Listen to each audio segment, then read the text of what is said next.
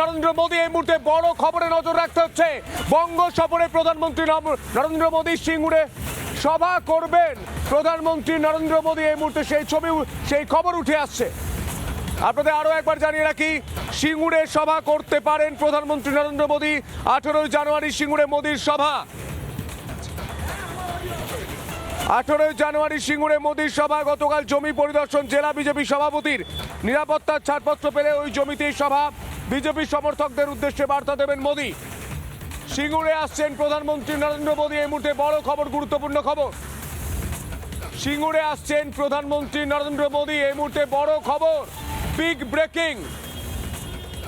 আপনাদের আরো একবার জানিয়ে রাখি, সিঙ্গুরে আসছেন দেশের প্রধানমন্ত্রী নরেন্দ্র মোদী। এই মুহূর্তে বড় খবর, গুরুত্বপূর্ণ খবর, যে খবরে নজর রাখতে হচ্ছে। সিঙ্গুরে সভা করবেন প্রধানমন্ত্রী। সিঙ্গুরে সভা করবেন প্রধানমন্ত্রী। জেলা বিজেপির তরফ থেকে জমি পরিদর্শন হয়ে গিয়েছে।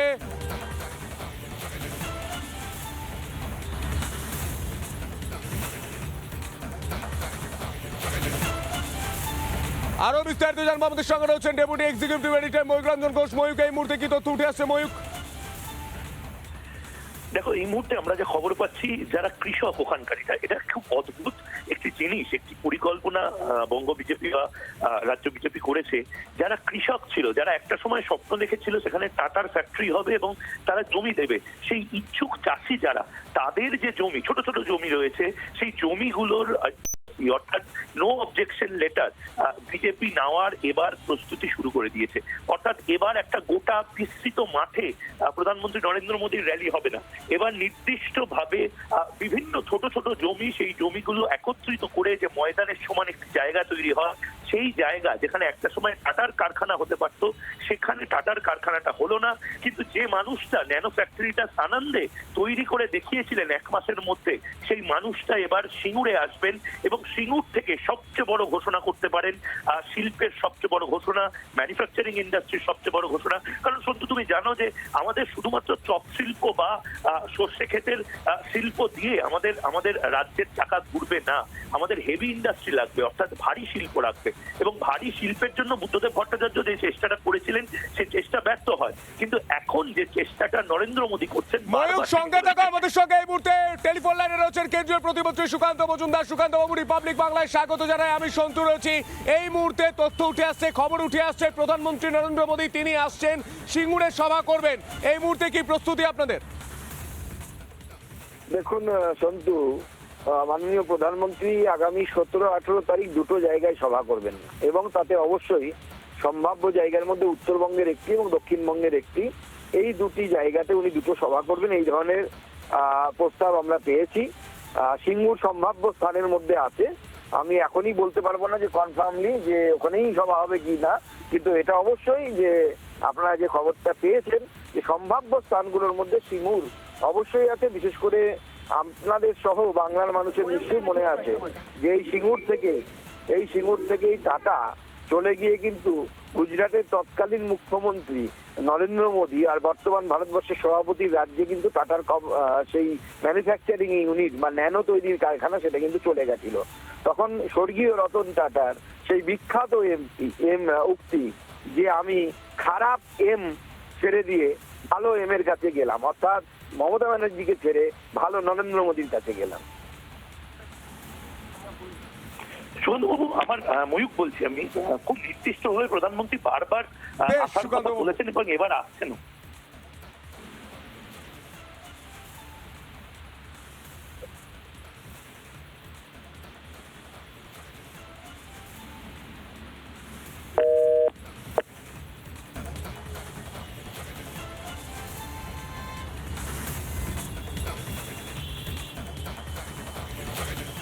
ময়ূক, এই মুহূর্তে সুকান্ত মজুমদার বলছেন যে খারাপ এম ছেড়ে দিয়ে ভালো এমের কাছে গিয়েছি, স্বর্গীয় রতন টাটা বলেছিলেন। এবার সিঙ্গুরের মাটিতে দাঁড়িয়ে প্রধানমন্ত্রী নরেন্দ্র মোদী তিনি আগেই দমদমের মাটি থেকে বলেছিলেন যে বাংলায় শিল্প হবে। এমনকি তোমাকে দেওয়া ইন্টারভিউতেও নরেন্দ্র মোদী বলেছিলেন যে আমি বাংলার উন্নয়ন চাই, বাংলায় শিল্প হোক আমি চাই। অর্থাৎ সিঙ্গুরের মাটি থেকে বড় ঘোষণা হতে পারে। একদমই তাই। এবং তার পাশাপাশি তুমি জানো যে রানাঘাটের যে সভাটা তাহিরপুরে হওয়ার কথা ছিল, সেই সভাটা হলো না। কিন্তু তারপরে এবার প্রধানমন্ত্রী নরেন্দ্র মোদীর এই আশাটা খুব গুরুত্বপূর্ণ। যেমনটা সুকান্তবাবু বলছিলেন, উত্তরবঙ্গ এবং দক্ষিণবঙ্গ দুটো বঙ্গই কভার করা হবে। একদম বড় আকারে সভাগুলো করে প্রধানমন্ত্রী নরেন্দ্র মোদী বার্তা দেবেন। অমিত শাহ ছোট ছোট অর্গানাইজেশনাল মিটিং করছেন, তার পাশাপাশি জেপি নাড্ডা এবং যারা বিপ্লব দেবের মতন অবজারভার যারা রয়েছেন তারা বিভিন্ন ছোট ছোট মিটিং করছেন। বিজেপি কিন্তু পাখির চোখ হিসেবে বাংলাকে 2026-এ দেখছে, শুধুমাত্র রাজনৈতিক লড়াই নয়, সভ্যতা বাঁচানোর লড়াই হিসেবে। সত্যি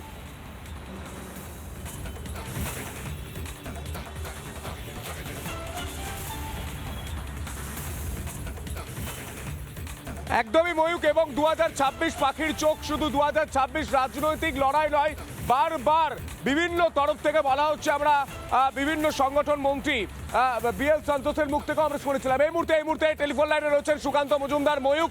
আমাদের সুকান্তবাবু, আমাদের সঙ্গে deputy executive editor Mayukh Ranjan Ghosh রয়েছে। ময়ূক, তোমার প্রশ্ন। সুকান্তবাবু, খুব নির্দিষ্টভাবে প্রধানমন্ত্রী নরেন্দ্র মোদী যে বার্তাটা দিয়েছেন, আপনি কিছুক্ষণ আগেই বলছিলেন যে শুধুমাত্র ছোট ছোট শিল্প দিয়ে তো হবে না, ভারী শিল্পের প্রয়োজন। বালুরঘাট থেকে ভাঙড়, এই যে ভারী শিল্প আসছে না, এটার প্রধান কারণ হচ্ছে মমতা বন্দ্যোপাধ্যায় সিন্ডিকেট রাজ এবং তোলাবাজি। এটার বিরুদ্ধে আপনারা কিভাবে লড়বেন, মানুষকে কিভাবে বোঝাবেন? দেখুন, আমাদের ময়ূক, আমি এটুকুই বলবো যে আমরা প্রত্যেকেই যারা সরকারি স্কুলে পড়াশোনা করেছি, ক্লাস 8-এর স্কুল, যতদূর আমার মনে আছে, ভূগোল বইয়ে আমরা পড়তাম যে কোনো জায়গায় শিল্প স্থাপনের কিছু প্রি রিকুইজিট আছে, কিছু শর্ত আছে, কিছু নিয়মাবলী আছে যেগুলো মেনটেন করা দরকার। তার মধ্যে একটা অবশ্যই law and order. Law and order যদি কোথাও ঠিক না থাকে সেখানে শিল্প আসে না। মমতা বন্দ্যোপাধ্যায় প্রথমে এই যে সিন্ডিকেট যেটা বলছেন আপনি, সেটা মূলত কিন্তু ল অ্যান্ড অর্ডার প্রবলেম। এখানে ল অ্যান্ড অর্ডারকে কেউ মানে না। তার ফলে একজন শিল্পপতি পশ্চিমবঙ্গের কোনো জায়গায় যদি শিল্প স্থাপন করতে চান, তার কাছে তৃণমূলের ছোট নেতা, পুঁটি নেতা, মাঝারি নেতা, যত লেভেলের নেতা আছে তারা সেখানে গিয়ে সিন্ডিকেট রাজ শুরু করে, পয়সা চায় তাদের কাছ থেকে। তার ফলে তারা ছেড়ে দিতে বাধ্য হয়। দ্বিতীয়, পশ্চিমবঙ্গ সরকারের কোনো ইনসেনটিভ স্কিম নেই। ভারতবর্ষের বিভিন্ন রাজ্য কম দামে বিদ্যুৎ দেয় শিল্প স্থাপনের জন্য। পাশের রাজ্য ঝাড়খণ্ড, আমাদের রাজ্য নয়, বিজেপির রাজ্য নয়, তার ইলেকট্রিসিটি চার্জ শিল্পের জন্য পশ্চিমবঙ্গের থেকে কম। এনডিএ গঠবন্ধনের রাজ্য নয়, ইন্ডি গঠবন্ধনের। কিন্তু তাদেরও উদাহরণ দিয়ে আমি বলছি, ভারতীয় জনতা পার্টির রাজ্য সরকার তো তাই। ভারতীয় জনতা পার্টি ক্ষমতায় এলে কি করা হবে? প্রথম হচ্ছে ল অ্যান্ড অর্ডার ঠিক করা হবে। বিজেপির কোন নেতা যদি সিন্ডিকেট তৈরি করে এবং কোনো শিল্পপতির কাছে গিয়ে তার কাছ থেকে টাকা চায়, পরের দিন তার স্থান ফ্রি ঘরে হবে, এই গ্যারান্টি আমরা দিচ্ছি। দ্বিতীয় হচ্ছে সিঙ্গেল উইন্ডো অ্যাপ্রোচ। একটি শিল্প স্থাপনের জন্য, বিশেষ করে বৃহৎ শিল্প স্থাপনের জন্য আপনারা জানেন যে অনেকগুলো এনওসির প্রয়োজন হয়। পরিবেশের এনওসি থেকে শুরু করে ল্যান্ড দরকার। পশ্চিমবঙ্গের কোনো ল্যান্ড অ্যাকুইজিশন নীতি নেই ঠিক মতো। আমরা ল্যান্ড অ্যাকুইজিশন নীতি তৈরি করব যে শিল্প বান্ধব হবে, এবং সিঙ্গেল উইন্ডো অ্যাপ্রোচ। সেখানে একজন ব্যবসায়ী বা একজন লগ্নিকারী তিনি তার প্রস্তাব নিয়ে আসবেন, ওইখান থেকে তিনি সমস্ত এনওসি নিয়ে তার শিল্প স্থাপনের জন্য চলে যাবেন এবং সেখানে তিনি শিল্প স্থাপন করবেন। বাংলার বেকার যুবক যুবতীদের হাতে যদি কাজ দিতে হয়, তাহলে আগামী দিনে বাংলাতে ম্যাসিভ ইন্ডাস্ট্রিয়ালাইজেশন দরকার, এবং সেই কাজ ভারতীয় জনতা পার্টি করবে। আমি 2-4টি তার কিভাবে হবে তার আমি রোড ম্যাপ আপনাদের সামনে রাখলাম। পরবর্তী সময় কোনো বিস্তৃত আলোচনায় আমি বিস্তৃতভাবে জানাবো যে ভারতীয় জনতা পার্টির প্ল্যানিং কি পশ্চিমবঙ্গের শিল্পায়ন নিয়ে। বেশ, অনেক ধন্যবাদ সুকান্তবাবু। খুব ডিটেলে এই কথাগুলো বললেন সন্তু, এবং মূলত বিজেপির যে রোড ম্যাপ শিল্প নিয়ে সেটাও বললেন সন্তু।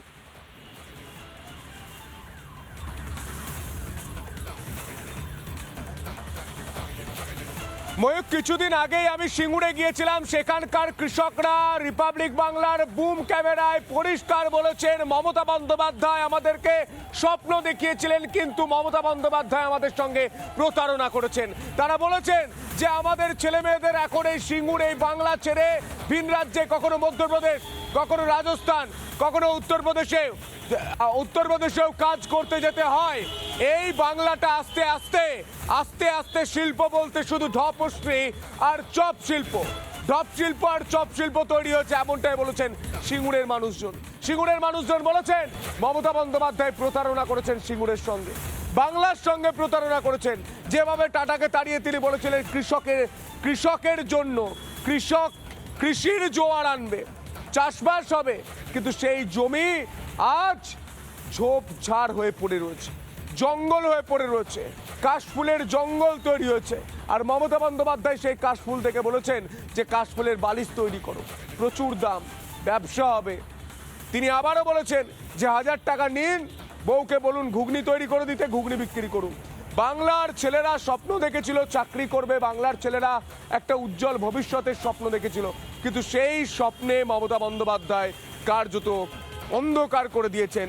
এই অভিযোগ সিঙ্গুরের মানুষ করেছেন। আমি সন্তু সিঙ্গুরে ছুটে গিয়েছিলাম, বারবার গিয়েছি, আমি কিছুদিন আগেও গিয়েছিলাম। সেখানকার কৃষকরা, সেখানকার তরুণরা, সেখানকার অটো চালকরা বলছেন যে যদি এখানে একটা কারখানা হতো আমি অটো চালিয়ে খেতে পারতাম, কিন্তু এখন অটো নিয়ে বসে থাকি, দিনে হয়তো 2 বা 3টে ভাড়া। তাদের কষ্টের কথা আমি শুনেছি আলু চাষিদের কথা, আমি শুনেছি ধান চাষিদের কথা। তারা কষ্ট করে বলছেন যে সিঙ্গুরকে শেষ করে দিয়েছেন মমতা বন্দ্যোপাধ্যায়। এবার সেই সিঙ্গুরে আসছেন দেশের প্রধানমন্ত্রী নরেন্দ্র মোদী।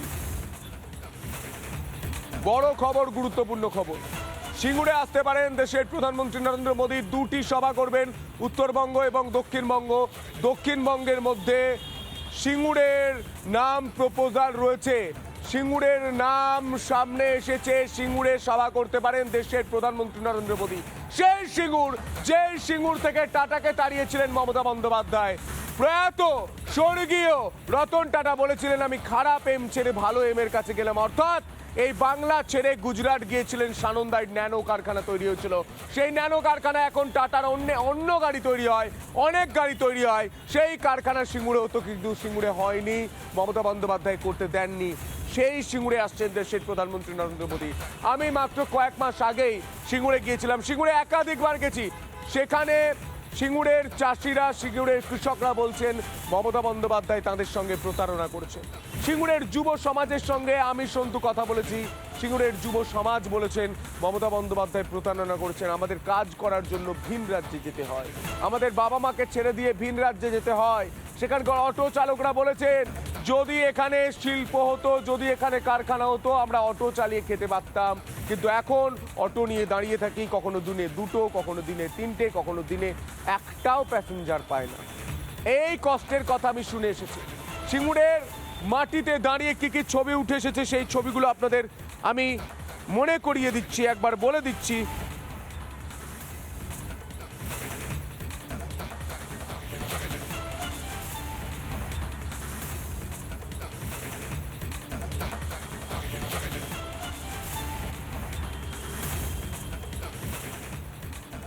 আমি আরো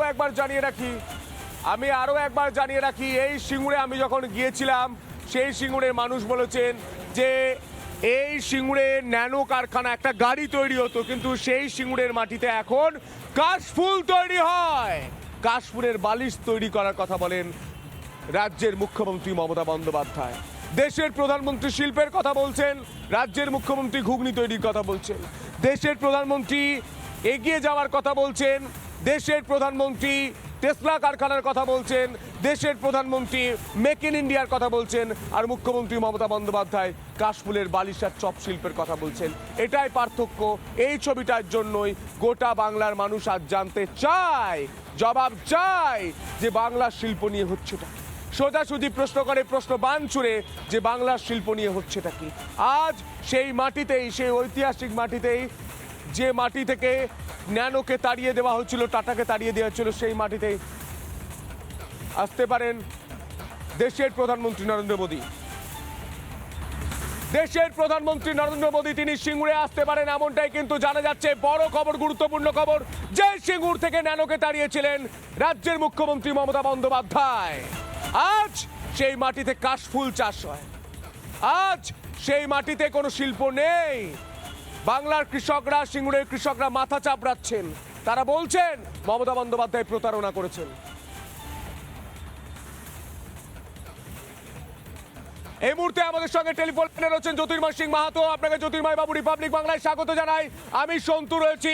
কি বলবেন যে বাংলায় শিল্প হতে পারত, সেই সিঙ্গুর থেকে শিল্প দাঁড়িয়েছিলেন মমতা বন্দ্যোপাধ্যায়, এবার সেই মাটিতেই প্রধানমন্ত্রী নরেন্দ্র মোদী আসতে পারেন। আপনাদেরকে কি চিন্তা ভাবনা রয়েছে শিল্প নিয়ে? নমস্কার।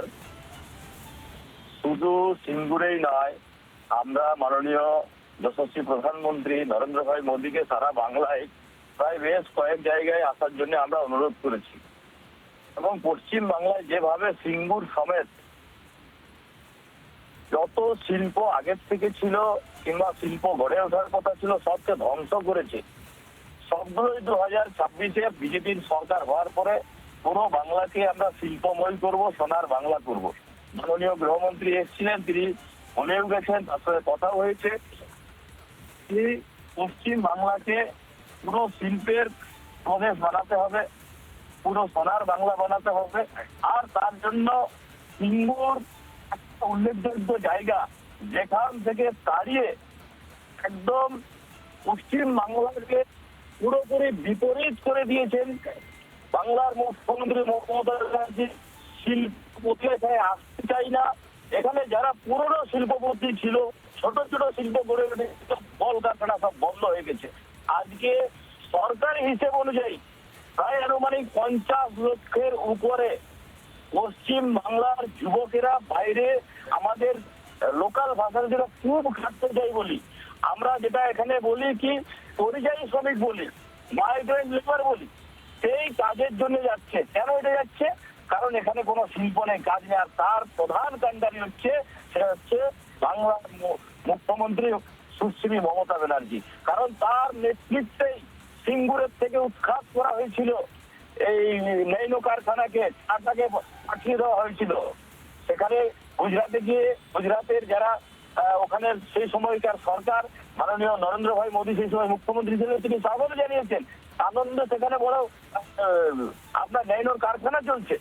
কিন্তু পশ্চিম বাংলাতে কি হলো, তারপরে থেকে কোনো শিল্পপতি আসেনি। মাননীয় গৃহমন্ত্রীকে আমরা প্রস্তাব দিয়েছি, মাননীয় প্রধানমন্ত্রীকেও আমরা প্রস্তাব দিয়েছি, মাননীয় প্রধানমন্ত্রী আসবেন এবং একটা এই সিঙ্গুরের থেকে আমরা আলাদা মেসেজ দেবো সারা বাংলাকে কি পশ্চিম বাংলাতে একমাত্র ভারতীয় জনতা পার্টি পারে শিল্প আনতে, পশ্চিম বাংলাকে একমাত্র ভারতীয় জনতা পার্টি পারে সোনার বাংলা করতে। সেই জন্য মাননীয় প্রধানমন্ত্রীকে আমরা ওখানে আসার জন্য নিমন্ত্রণ করেছি।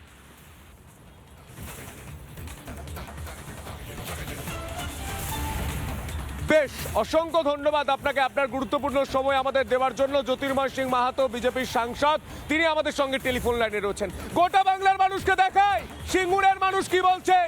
সিঙ্গুরের মানুষ পরিবর্তনের কথা বলছেন, সিঙ্গুরের মানুষ শিল্পের কথা বলছেন, সিঙ্গুরের মানুষ উন্নয়নের কথা বলছেন, সিঙ্গুরের মানুষ বলছেন মমতা বন্দ্যোপাধ্যায় প্রতারণা করেছেন তাদের সঙ্গে। শুনুন, আমি সন্তু গিয়েছিলাম সিঙ্গুরে, কি বলছেন সেখানকার মানুষ। বন্দ্যোপাধ্যায় বলেছিলেন কৃষকদের সঙ্গে আছেন, মমতা বন্দ্যোপাধ্যায় কি কৃষকদের সঙ্গে আছেন? মমতা বন্দ্যোপাধ্যায় চিরদিনই কৃষক বিরোধী একজন চোরের রানী হয়ে বসে আছেন। ভারতবর্ষ লাঠি পড়ছে। আমাদের বাংলার, বিশেষ করে বাংলার চাষিদের পেটে লাথি মারছেন উনি। বাংলার চাষিদের মাথায় পা দিয়ে উনি বাংলায় ক্ষমতায় এসে বাংলার চাষিদের সর্বনাশ করে যাচ্ছেন। ধান কেনা 1365 টাকা, 60 কেজি বস্তা ধানের দাম কেন্দ্রীয় সরকার অর্থ দিচ্ছেন, কিন্তু বাংলার চাষিরা সেই দাম পাচ্ছে ফোরেবাজদের মাধ্যমে 1150 টাকা দামে পাচ্ছে। বাকি টাকাটা কাটবানি, বাকি টাকাটা ওই চোরের নানি মমতা ব্যানার্জির কালীঘাটে কাটমানি হিসাবে আমার একটা নাতি ছিল, তার মেডিকেলে রক্ত ভর্তি যা হতো। আবার মমতা কি করছে, সার্জিক্যাল হাসপাতালে একটা ভালো ডাক্তার ছিল মেডিকেলে, তার আবার এজ্জত লোটা হলো। মমতা কই যাচ্ছে, এত কিছু কই যাচ্ছে। এখানে হসপিটাল, সার্জিক্যাল মেডিকেল আমরা কেন সার্জিক্যাল হসপিটালে, মানে কৃষক ব্যবস্থাও ঠিক নেই, চাষিরা ভালো নেই, স্বাস্থ্যও ঠিক নেই। না কোনো ঠিক নেই। আলু চাষ করে লাভ হচ্ছে? একদম লস লস লস লস হচ্ছে। লস লস একদম লস। মাটির সঙ্গে মিশিয়ে দিচ্ছে মমতা ব্যানার্জি। এক্ষুনি বাংলা থেকে এখনই তাড়াতে হবে, আর সময় নেই। সেখানে দাঁড়িয়ে বলছে সেখানে কার্যত আলুর স্বর্গরাজ্য বলা যায়। এই মুহূর্তে জায়গায় জায়গায় ব্যবসায়ীরা আলু ঢেলে শুকনো করছে, ধারায় বাছায় হবে এই আলু কলকাতার বাজারে চলে যাবে। কিন্তু এই আলু চাষ করতে 40,000 টাকা প্রতি বিঘেতে খরচ হয়। কিন্তু মমতা বন্দ্যোপাধ্যায় তিনি কাঁচের ঘরে বসে আলুর দাম নির্ধারণ করে দিচ্ছেন, সেটাই কৃষকদের পেটে লাথি পড়ছে। তার জন্য কৃষকদের পেটে লাথি পড়ছে। কৃষকরা স্পষ্ট বলছেন যে এ বাংলায় কৃষির নামে, এ বাংলায় কৃষকদের প্রতারণা করছেন মমতা বন্দ্যোপাধ্যায়। কি বলবেন? টাকা বিক্রি করতে হবে চন্দ্রমুখী আলু, মিনিমাম 1000 টাকা বস্তা বিক্রি করতে হবে। মানে 50 কিলোর দাম 1000 টাকা। হ্যাঁ, এই 50 কিলো আলু মাটি থেকে জমি থেকে আনতে গেলে 400 টাকা খরচা হয়। এমনি মনে করুন অন্যান্য ফসল ন্যায্য মূল্য দাম পায়। কি মনে হয় কৃষকদের মাঝাতে বাংলায় পরিবর্তন দরকার? একদম এখনই পরিবর্তন দরকার। নবান্নটাকে একদম গঙ্গার জলে ছুঁড়ে ফেলে দাও। নানা ধরনের কন্টেন্ট দেখার জন্য লাইক করুন, শেয়ার করুন আমাদের ফেসবুক পেজ, সাবস্ক্রাইব করুন আমাদের ইউটিউব চ্যানেল। পাশাপাশি অন্যান্য ব্রেকিং নিউজের জন্য অবশ্যই চোখ রাখুন রিপাবলিক বাংলায়।